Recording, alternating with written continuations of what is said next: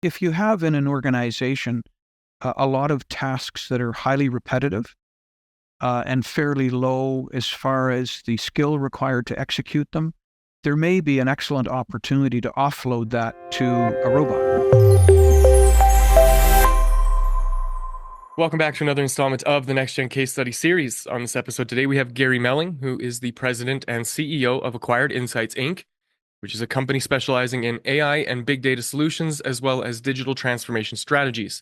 With over 40 years of experience in management consulting and systems integration, Gary has worked across various industries, including military, R&D, and Silicon Valley startups, navigating through significant technological and economic shifts in his experience, which is why we're happy to have him on the show today. Gary, welcome to the program. Thank you, Devin. A pleasure to be here. Yeah, thank you for your service, by the way, with what you've dedicated to the military and all that work that you've kind of gone through. And I'm really curious actually to start with, if you wouldn't mind sharing just a quick little background on, who you are, where you came from, and how you landed as the CEO of Acquired Insights. Sure, I'll try to make this brief. Basically, I started off. I went to university, did an undergrad, and it was really not very useful to me in anything. It was in sociology, and then I later on went on to study some other things. But I got to a point in my life where I knew technology was taking over the world, and I decided what I would do is, at that time, focus on hardware. So I went to DeVry Institute of Technology, and I had an absolutely amazing time there. For me, it was kind of a rite of passage as a young man. I had done that in other things. I'd been in the Merchant Marine and so on, but this was a rite of passage with respect to having a repertoire of knowledge and school and skills and tools that you can take to the marketplace where you've got real commercial value. And so I thought that was an interesting way to create a bit of a pivot in my career at that time. I worked in hardware. I worked in marine seismics and geophysics in the Arctic, the North Atlantic. Did a lot of work overseas. Mostly working for oil companies, shooting underwater profiles of the bottom of the ocean to help them understand where they should be either drilling or putting anchors for wells or a variety of other things. So that captured the interest of the Navy, and I developed a prototype of a Helmholtz resonator, which was a kind of a theoretical thing only. Nobody had really built one. But nobody told our team that no one had ever built one, so we didn't know that we couldn't do it. So we went ahead and did it anyway. And the Navy caught some interest. General Dynamics flew up from the States, so we got a lot of attention. At that time, the Navy was in a position where it was purchasing 12 new frigate ships, and they needed someone to come in and help create the training for moving from the old tube 280 class destroyers into the modern solid state, phalanx weaponry systems and so on. So I was brought on board to basically create the curriculum and build all the labs and do all that kind of stuff, which was a wonderful, wonderful experience. At that point, I decided to go back to university. So I did an MA in educational psychology, but for most people, that's statistics and measurement and evaluation. And then worked with Atomic Energy in Canada for a couple of years doing global training. And then I became more of a freelance consultant. And from there, from 1992, I've just been involved basically in a series of entrepreneurial things with an exception of two posts, one at Accenture and one at Computer Sciences Corporation, which were also wonderful in their own right, but for other things as well. So that's a little bit about me. The first thing I picked up on was the fact that you went to DeVry, and Okay. that's actually where my dad went to school as well for computer engineering.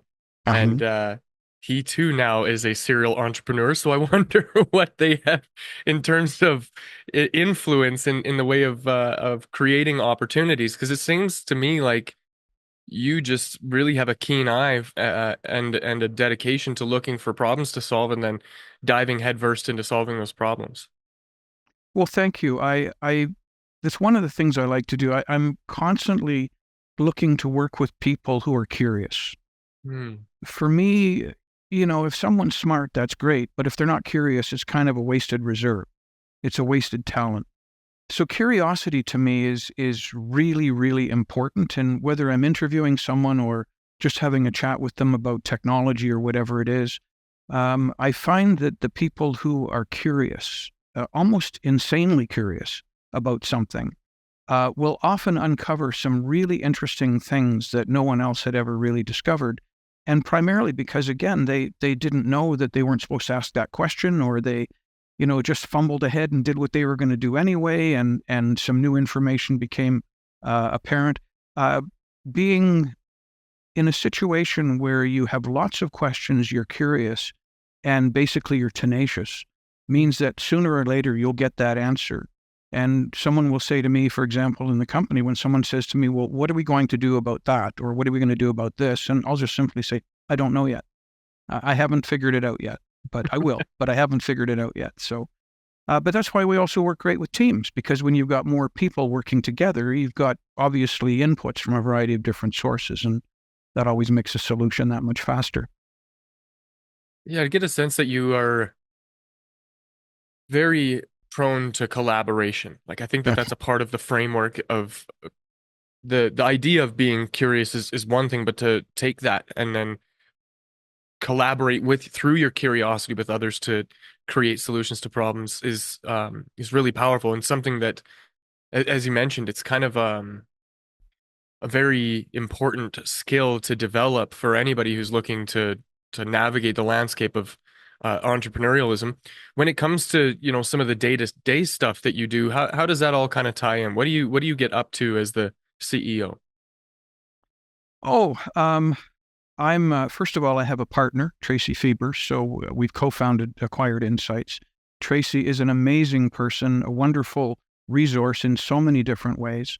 And so together, what we do is we typically, when we have a new challenge or a new opportunity, whatever it is, we basically sit down and figure out who's going to take sort of which end of the stick. Because think of a stick, two people carry it. So we're going to put our heads together and come up with a solution that we think is going to be the optimum solution. But we always say no pride of ownership. It's not about ego. It's not about who came up with the solution. We Hmm. want the solution to come from our brand, not from a specific person, if you will.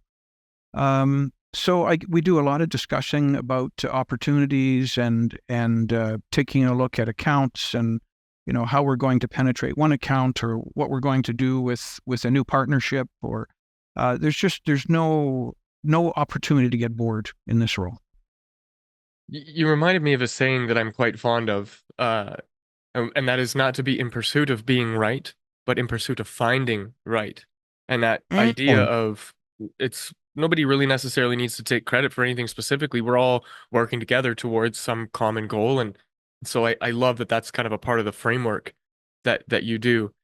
How do you attribute some of your early experiences in the various industries that you were in to some of the work that you're doing now? How did that kind of shape the way that you approach running Acquired Insights?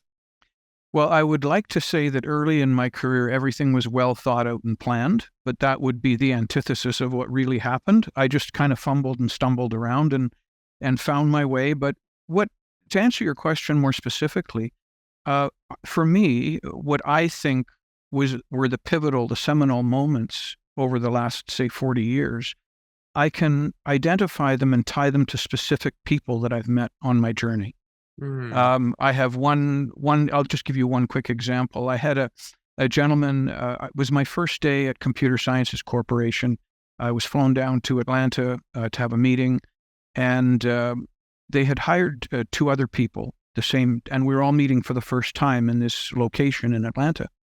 And they brought some other seasoned team members, and this was kind of a kickoff to get us all to work together. And the gentleman beside me, they called bell for lunch, and everybody left, and he and I stayed. And he had been with KPMG, I'd been with Accenture, and we started exchanging some war stories. Well, we became instant friends, and I would say over a very short period of time, Lear was the brother that I didn't have. mm, And so that closeness and, his background in economics, macroeconomics, he had a PhD in macroeconomics. Unfortunately, he passed a few years ago. But he was brilliant in being able to take a look at large, complex systems from a financial perspective. What I brought to the table was a similar perspective, but not from the finance so much, but from managing human resources, from an organizational effectiveness perspective, from an employee perspective, from a customer perspective. What do you do with your employees? In fact, I was tapped by the U.S. Army to contribute several months of work on designing the soldier of the future. So that wasn't, we're not talking about their uniform, their equipment, bullets, guns. This is the person that's inside the uniform. Right. So you take a look at that individual from many different perspectives. And in the process of reviewing the perspectives, you have to use a fair bit of science and statistics and analysis and so on, competencies and measurements, proficiency levels, and so on. So those are the kinds of things that I love to get involved in. And in the process of doing what I love to do, I've had this amazing good luck at meeting incredible people along the way. And if there's someone that I want to meet, I'll give you a quick example. David Hansen from Hansen Robotics, Sophia, the robot. I was wanting to have a call with David and didn't know him, didn't know anyone that knew him. But I went through my network and I started digging a little bit, and I eventually found someone that actually knew him very, very well and set up a call for us. And he was actually going through a Target store in the States with a shopping cart to buy new clothes for Sophia while we were talking and negotiating a deal to enable us to acquire the rights to work with Hansen Robotics in healthcare in North America. So again, often it's serendipity. I'll try to get something going. I believe, in addition to curiosity, one of the things that's very important, especially as an entrepreneur, especially if you're younger, it's very difficult. You can't, by just nature, you can't have the experience. You don't get 40 years of worth of experience when you're at a school. You've Right. got to, spend the time to develop that experience. But in the process of developing that experience, I believe you can accelerate your credibility and do it honestly by what I call credibility through association.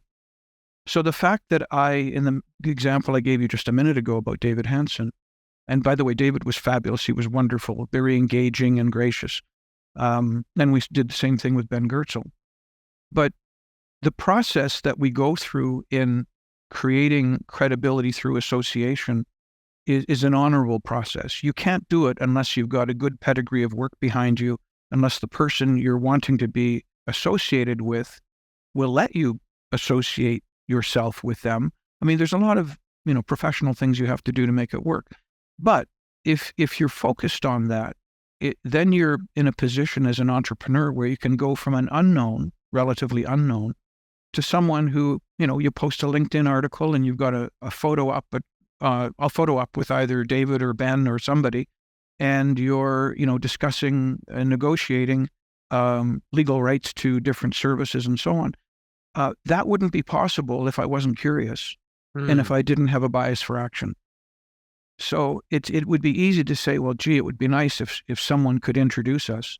It's different to say, I'm going to find someone who's going to introduce us, and it's going to be the right person. So a lot of times, when people look at what we've accomplished, and Tracy's very resourceful as well, when people look at what we've accomplished and they think we have this massive team, and they realize there's really only about a dozen of us. We have, technical people that we work with and teams that we bring in and swap them in and swap them out and do all that kind of stuff. But in the customer facing and the negotiation and the contract writing and everything that we're doing, we absolutely have a very small core group of people that really know each other very well. I'm very fortunate to be in the position so that when I say to someone on our team, Jim, Rick, anybody on the team, I have an ask, this is what I need. I know that when I get that deliverable, it's going to be top quality. And that's very hard these days. Consistency and quality is very difficult to observe. And the other thing I think probably in the marketplace, which is a link to marketing, to sales, to customer satisfaction, to everything, is truth.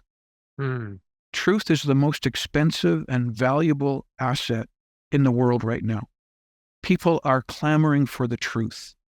And we get a lot of, whether it's in business, technology, social activities, it doesn't matter what it is, we have become so accustomed to hearing a watered down version of the truth, or a half truth, or part of the truth. Or, I'll give you a quick example. One of the products that we're it's an app that we're going full court press on in North America, and we've negotiated exclusive rights for Canada, and then we have non-exclusive rights for the States.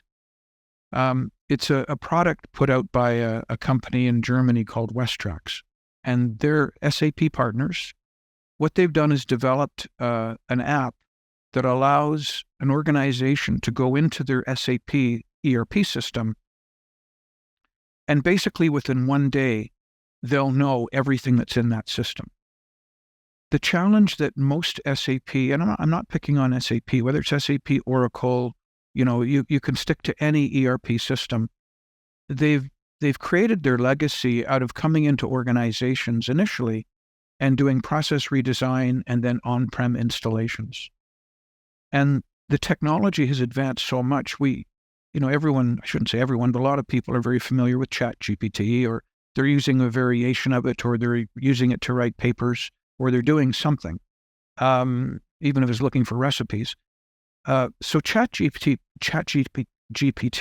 has really given a kickstart to how a lot of people who were otherwise not technology savvy to at least being enticed and seduced to wanting to try the technology, and then being pleasantly surprised about the results. And then with a little bit of refining on your questions and so on, you can actually come up with some pretty interesting stuff. And now, of course, they've got videos and video generators and picture generators and all kinds of things. When you have access to that technology and you take a look at the implications of applying that technology in modern business or in modern society, the challenge is not, can the technology do it?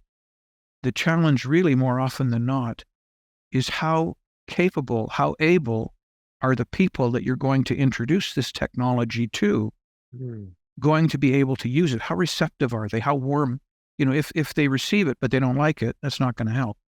So there's, in management consulting, we talk about organizational change management, which is different than change management within a technology scenario. A pure technology scenario, change management, I need some code changed. I write up a code, a change application, and the code gets changed. It's a bit more complicated than that, but that's basically what it is. The organizational change management, on the other hand, is how do all of the people and all of the roles in the organization, what do they need to know? When do they need to know it? And how can they best be prepared so when the switch is flipped, whether it's a multiple phased-in rollout or a big bang, whenever that launch switch gets tripped and now everything is going live, you want people to be in the know from before the engagement, during the engagement, and after the engagement, post-implementation support, for example. So OCM is a huge, huge piece of this.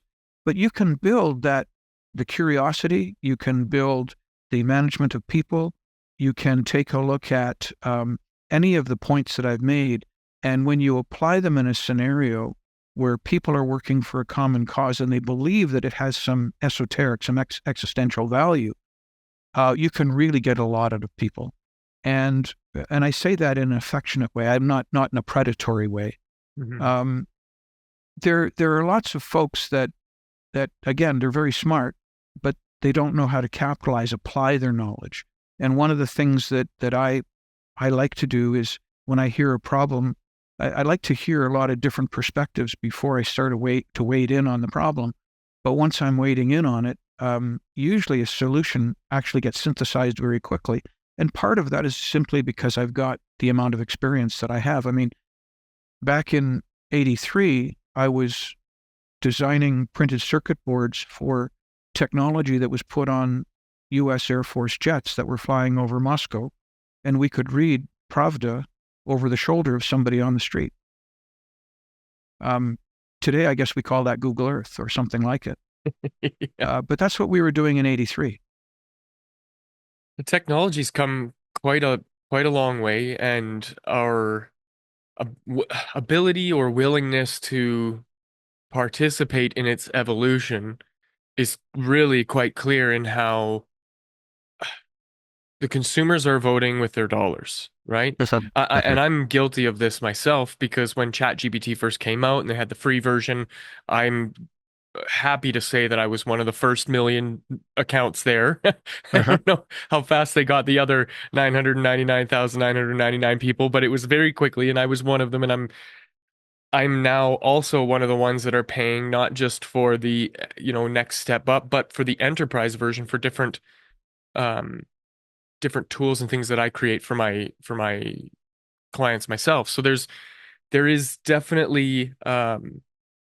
there's definitely an influence of the consumer. There's an influence of the technology as it relates to the, governments using them, corporations using them, businesses using them, and the way that we are shaping them and evolving them is, I think, faster than we're all prepared to deal with. And I mean, Mhm.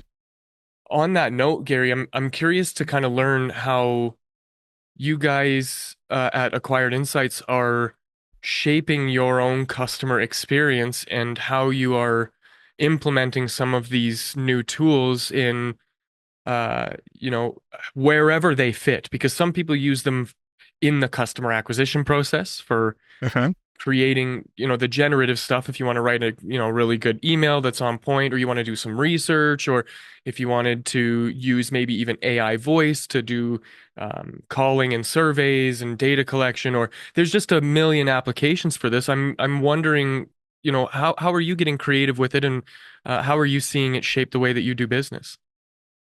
I love the question. And the reason for that is because um, you're right. It seems like there's 1,000 new apps every day, Hmm. and how you could possibly stay ahead of all of them or be on point with half of them, I have no idea.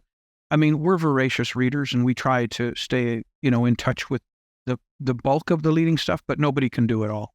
Hmm. Um, so, as I think about, your question, we've in the past, we've tried a lot of different things. We've tried geofencing and, we've used it with customers, let's say in the UK and auto dealerships and things like that. Those kinds of things work very well, but you have to be very nimble and be able to deploy, let's say, a change in technology very quickly. Here's a quick example. So if you're using geofencing and you're picking up everybody's smartphone that walks within the capture range and you push them a message, what happens if there's a mandate where everyone has to stay home? Mm. It doesn't work that well. Right. So that I just provided that as a little bit of a lead up to you might be disappointed by what I tell you about what we do, because even given all of the technology we have access to, we're kind of old school. Um, and the reason for that is it's not that we're lazy. We found that the people that we want to access are like us in the sense that they don't have 8 hours a day just to see what new apps are out in AI. Mm. They've got a business to run, they've got a life to lead, they've usually got families, they've got a bunch of stuff going on. And so I have found, despite the fact that we've used all kinds of tools, even with using those new tools, well, geofencing isn't part of it, but if we're doing, let's say, an email marketing campaign or a text campaign or something like that, we honestly get, and I can prove it, we honestly get opens of 30% and above. We get 30% plus clicking on our links to our site, to the message that we're pushing them. And I think we do it because we take the time to slow it all down. And what I do is I typically write a draft of my message that I want to send out. I also create, I have another partner where we created a sentiment analysis app for the headlines and for the content. And why that's important is because if you take a look at most professional marketers, especially those that are writing the bylines and so on for all of the content, it's not uncommon for a professional marketer, content writer, to score between 20 and 40% on our sentiment analyzer. We've used it with a couple of people to test it. When we use it internally, we're getting in excess of 50%, 55, 56%. So you have to have something out of the gate that's compelling. A good subject line will do that. And if it's personalized with their name, even easier. The content can't be verbose. The content needs to be really more factual. I wrote an introductory email last week to a Canadian organization, and it was a warm introduction, basically 2 bullet points that describe the status quo, and then 5 bullets that describe what we do and why we're different. And then told them that, our product's in the SAP store, and gave them some credibility about, some references, endorsements, and links to other use cases and so on. But we find that, I know a lot of people say, well, if you write something that's too long, nobody's going to read it. I disagree. If you write garbage, people won't read it. But if you write something that is compelling and it's hitting their sweet spot and their numbers depend on it, they'll read it. So now that's not an excuse to have a run-on email. You want to still try to make it as short as possible. But it's not uncommon for me to write like a page and a half, and people are saying, oh no, just write, 3 bullets and that's it. You want to pique their interest. If I'm going to be interrupting a C-level executive in a Fortune 2000 company, and I only send him a couple of bullets, or her a couple of bullets, it's going to go nowhere. First of all, the correspondence has probably been read by their executive assistant to be screened before they see it. Right? So I've got to have enough content in there, and usually I put something in there, a bit of a honeypot for the administrator, for the executive assistant too. And I'll say, if you prefer, I can work through your executive assistant. So I don't know them by name, but I mention them by position. There are a lot of little things you need to do, because people, we all want the same thing. We want it to be treated fairly. It's really just the golden rule. Treat others how you'd like to be treated. And so professional courtesies and those kinds of things are important to us. We take the time to go through the sentiment analysis.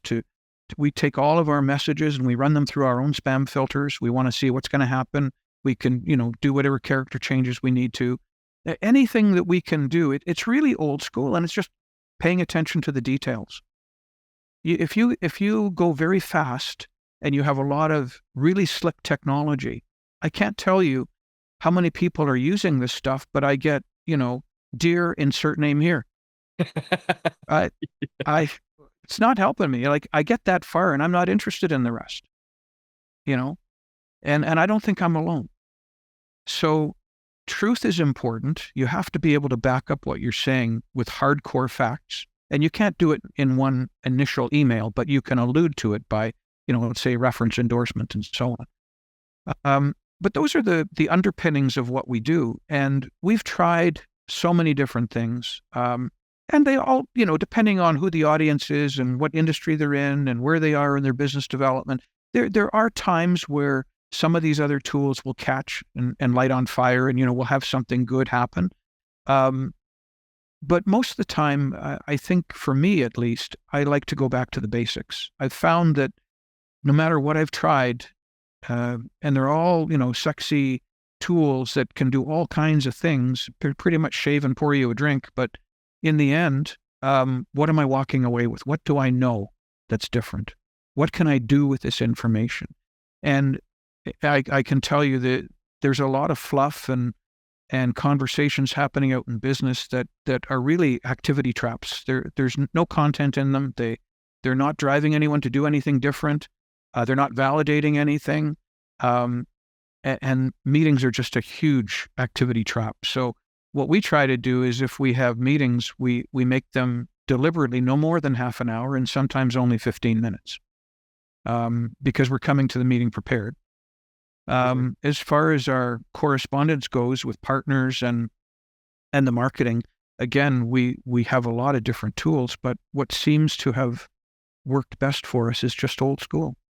When it comes to the unwritten rule, because from one guy that does marketing to another, I've watched the pervasive exploitation of this idea that if we write really good things or we create really good things and put that out in the world, then people aren't going to mind if you also attach a message to it that inspires them to take some kind of action, to purchase something.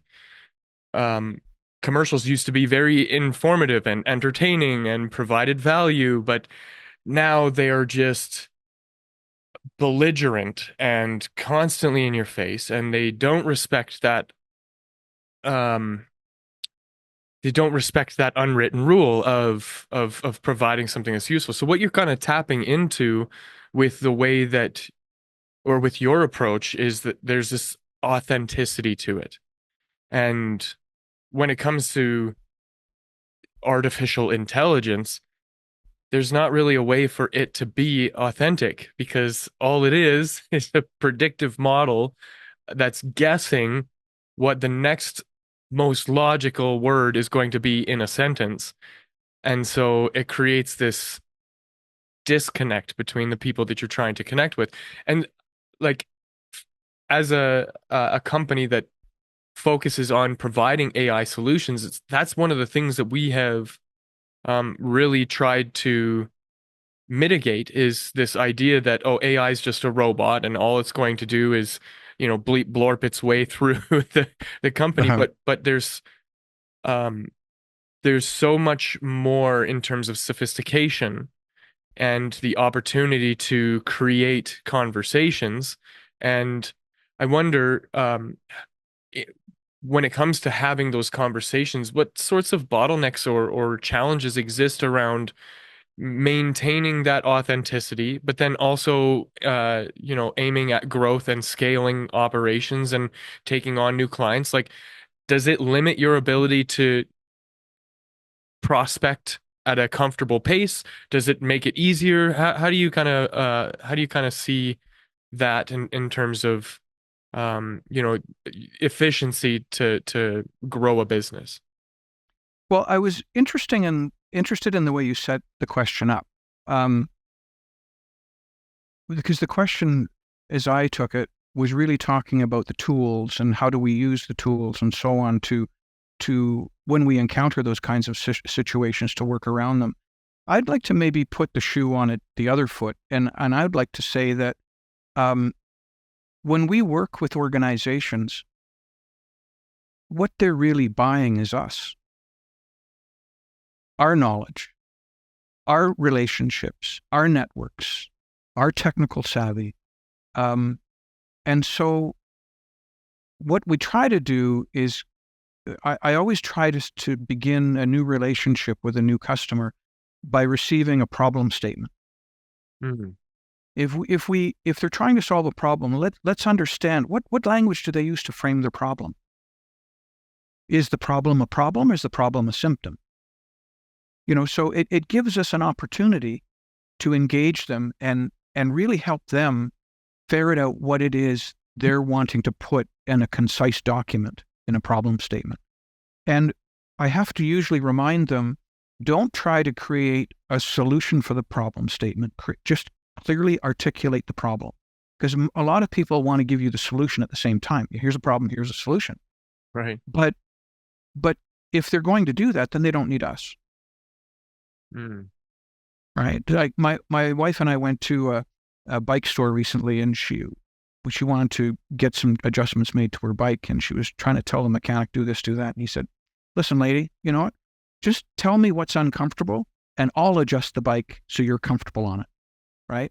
So he wasn't interested really in hearing from her what changes to the bike that she wanted to make, because she really didn't understand the bike. She didn't understand, which nuts you change and adjust and move and so on. So I think a lot of times in business, clients initially start the relationship being quite conservative, meaning that they create a solution, but the solution has caveats. Well, if we do this, then we can do that. Or if we do that, then we can do this. And I'm forget all that. Focus on the solution. Don't make it dependent on anything. What is the solution? And if we can start with a clean piece of paper like that, then we can get into other questions that are supportive to create context values reasoning. We're trying to understand, their language, how they compose things, how they view things. And it sounds like it might take a lot of time, seconds. It's not a long, massive, checklist or anything. It's just something we've acquired by doing it for so many years. So then how do you choose which tools to use to make that part of the work that you do genuine and authentic and also efficient in the way that you are able to serve the people that you're serving? Excellent question. The first thing, and maybe this is because my background is in measurement and evaluation, statistics, and so on, but we always go in, once we've created enough trust with the customer to be able to have the beginning of a working relationship, we like to come in and have some dialogue with them, with their organization, and we'll do some interviews if we can. They don't have to be in person. They can be like this or over the phone or whatever. A lot of times, as far as trying to do workarounds or to match a set of solutions, in particular apps, to a customer's need, the assessment is often mind blowing for them. And I'm not overselling that. What I'm saying is that picture yourself as a CIO in an organization that's been around for 100 years. They brought SAP into their organization 30 years ago, and you've just been hired to take over the position of CIO. You don't know about their documentation. You don't know how complete it is. You know it's going to be missing things. You know it's going to be wrong in some places. The people that wrote those documents have long since gone. They're either employees or contractors or consultants. They're gone. So you really don't have a viable way to understand what's under the hood quickly. There are ways to do an assessment, but it typically takes anywhere from 6 months to a year. It can take longer. It typically costs anywhere from $500,000 to about $7 million in a 2-year stint to go through an as-is assessment of an SAP system. These are very complex systems. Mm-hmm. So in the process of getting ready to do all that, you have to obviously help clients understand the process of what you're going to go through. But we've already mapped out, we know that depending on, let's say the customer has a particular architecture of SAP, we have so many different architectures on one side of the page, and we take a look at the path they need to go through based on their vision of where they want to go. And we've already mapped not only the apps, but the vendors that support those apps. So for us, it's a plug and play.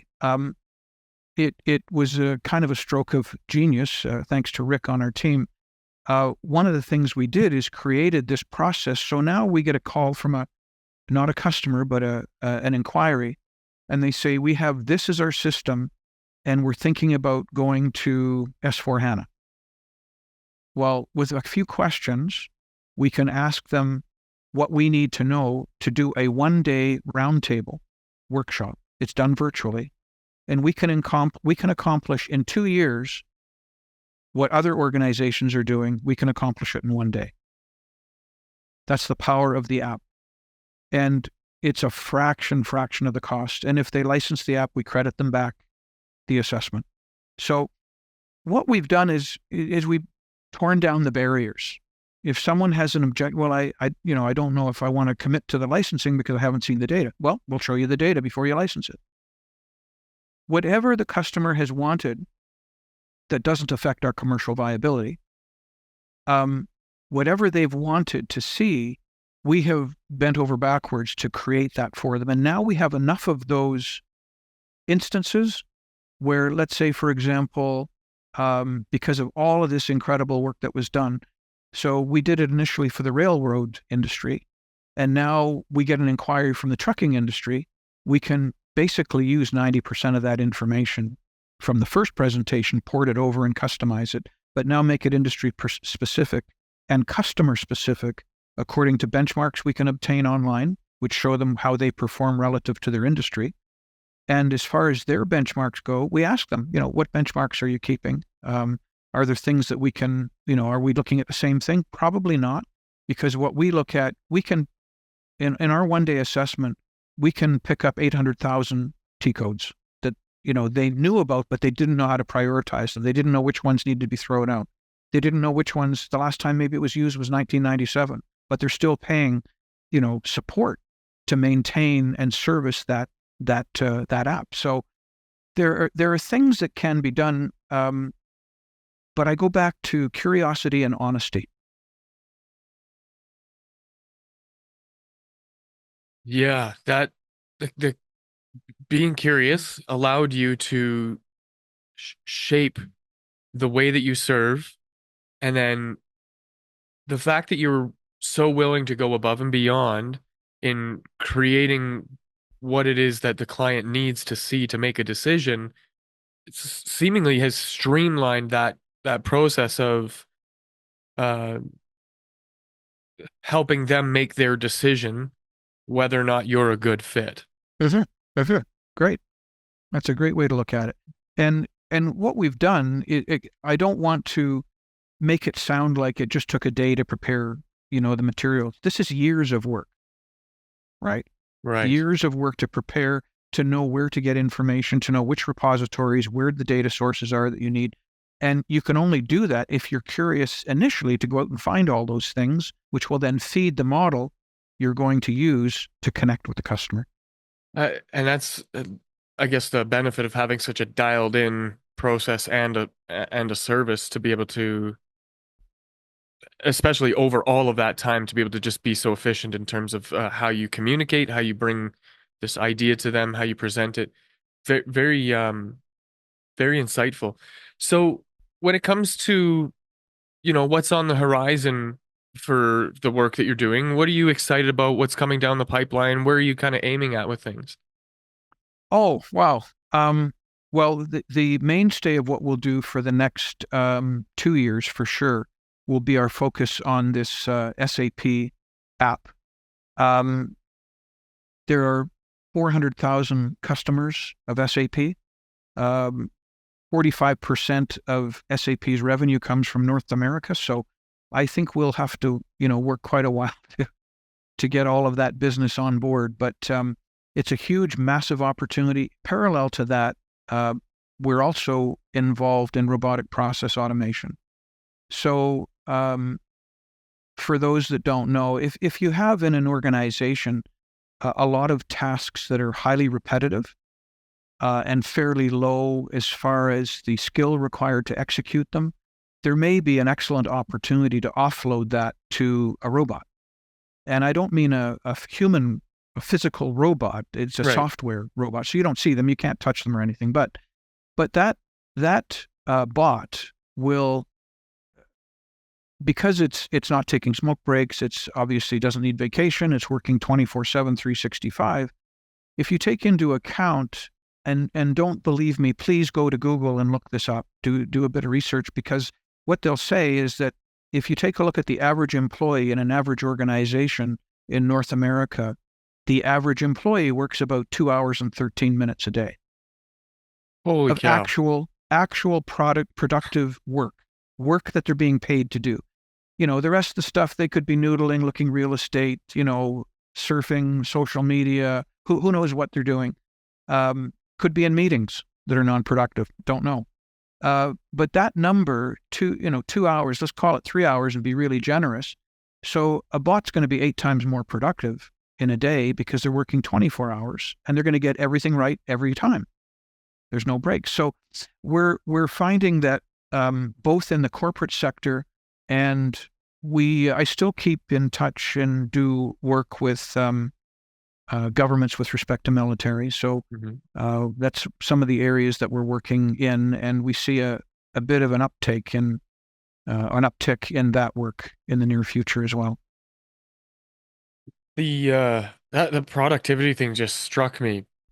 I feel guilty when I have to go and eat lunch, let alone be unproductive for more than 15 minutes in any given period of time. So that is such an alarming statistic. But then when you really start to do the math on that across however many employees are in your thing, and then Mm-hmm. when it is mundane, simple, repetitive tasks, if there's a bot or a program that you can create that solves that problem or addresses that problem, uh, the exponential gains that that company could experience speak for themselves. And I guess that kind of makes it almost, as Alex Hormozy would put it, a deal so good you'd be stupid to say no to it.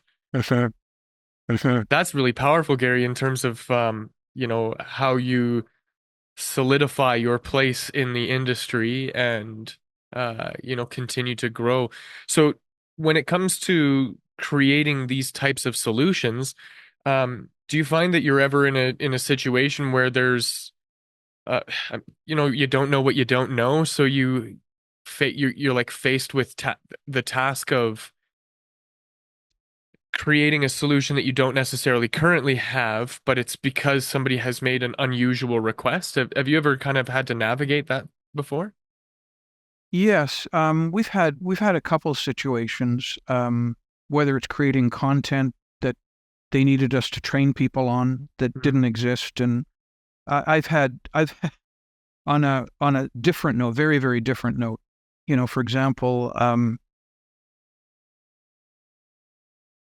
actually, you know what? I'm not gonna go with that example, and I know you're gonna edit this out and so on. Sure. It was an example of when I used to work a very long time ago. Um, as a psychotherapist. And one of the things that I did back in the 90s is I'd worked at an alternative healthcare clinic where I had a chance to meet a lot of really interesting people that some were a bit woo woo and out there and so on. And that's great. That's fine. There's a place for everybody at the table. But when you take a look at how people work, what motivates them, it's amazing to me in the end how we really are all after the same thing. We want to be happy. We want to have a full belly. We want a roof over our head. We want to be loved. We want to love somebody. We want to have, if we've got a family, we want our children to be safe and taken care of. These are just universal things. And I find it's interesting to me when I go to meetings. I generally, as a rule, I don't normally talk for the first half hour in a meeting. It's Hmm. just I've learned keep your mouth shut and your ears open, figure out who's in the room, what the political affiliations are, who's going to hang out who to dry, like those politics, that will get you further than understanding a schematic for a server. Right. Um, so it's all about people and people. There's so many that are walking wounded for many, many different reasons, childhood, adults, financial situations, illnesses, war, famine. I mean, there's no shortage of things to undermine our ability to get up every morning and put on a good fight for the day. There's no shortage of that. So we have to find a way, and in order to do that, again, I just think truth and kindness. Um, I've spoken to, in fact, last week we had someone after we had an initial call with them and they found out what we do and how we do it. Um, there's a saying in technology, a brownfield operation, and a brownfield operation is different from a greenfield. A greenfield is a brand new opportunity. You've got carte blanche, white piece of paper. You can basically do what you want. There's brownfields and bluefields and all kind, but brownfield is when the client has their own configuration of hardware and software and everything. And what you're going to try to help them do is upgrade it, transition it, improve it, enhance it, inject a variety of new technologies and innovation, etc. Um, but a lot of people, go in those conversations right into the technology, and they don't take a moment. You know, Hi, Devin, how are you? Right. What'd you do this morning? You know, and if they just took that, those connections with people are so important. They don't need to be long or complicated, but they're important. And they're important not only at the moment, but they set the benchmark for how those people will look at you going forward. So I'm an introvert, actually. I'm a hardcore introvert. If you take a look at Myers-Briggs or any of the assessment indicators, you can't get any more introverted than me. But if you're talking to me about something that I know and like and understand, I'll give you my complete, unload of everything I know. So it's just people are all very different, and you never know what somebody went through the hour before you have a call with them. Right. So let's just try to be kind. We can still be honest. We can still move business at the speed of light. There's no reason why we can't, but it can be done differently. It can be done with a sense of compassion. Urgency, yes. There's a lot of money being made and lost while people are waiting to make decisions. Some people have a hard time making decisions. Some people are fearful of their job if they make the wrong decision. What we try to do is help them understand that you're dealing with a team, and if I don't know, if my team doesn't know, we have this team here. And, we can point to the IBMs and the PwCs of the world because we have active partnerships with them. So I think that as we trying to help a prospect understand that you're going to be honest with them, and that could be a good thing. It might not be a good thing, depending on what you find, right? But you're going to be honest with them. You're going to give them a candid perspective of what environment their SAP system is in, or what it looks like, how it's performing, etc. We're going to do it. We don't do any of the consulting work after the assessment, so we're not trying to use one to bait the other. It's a very clean play for us. We just do the assessment. And we're going to tell you everything that you need to know, probably more than you need to know, want to know about your system, because the artificial intelligence with the app just produces so much rich content. And what that content does is it informs the CIO of the customer organization how they can improve their strategy about what they were going to do. Now their new choices, new things they can do that they were unaware of. So it informs their strategy. And for the CFO, one of the reasons why most of these projects are over time and over budget is because they didn't do a good assessment. So they don't know how to calculate what all of this is going to cost. And when you have, for example, an ERP implementation that costs $400 or $500 million over 4 or 5 years, rounding errors add up. They're big. So it's important, like I say, to take the time up front. If you take the time up front to, whether it's preparing a pitch or whatever it is, having all these resources available, then when you need them in the future, you've got these repositories. You can just go back and cherry pick what you need. Obviously customize it a little bit, but I think that's what everybody basically in management consulting and IT consulting is doing. And why? It makes sense. It's not just a lazy way. If you capture the right information, it's rich content for your customer. Yeah. Gary, it's been a very eye-opening experience kind of hearing you explore all of these ideas and sharing some of your wisdom and insight. You've been very generous, and I'm very grateful for that. We're kind of coming to the end of our time together here, and I'd like to kind of close this out on a high note here, if I could. If there was somebody that was in a similar position to you, facing challenges as it relates to kind of growing their business and finding solutions to their challenges, what would that piece of advice be? I would say be intensely curious, but don't make curiosity your goal. There's a lot to unpack in that one. Just in my head, I was like, okay, yeah, curiosity is really important, but then also you could get stuck just being curious, just learning, just looking, and never take any action. So that's very, right.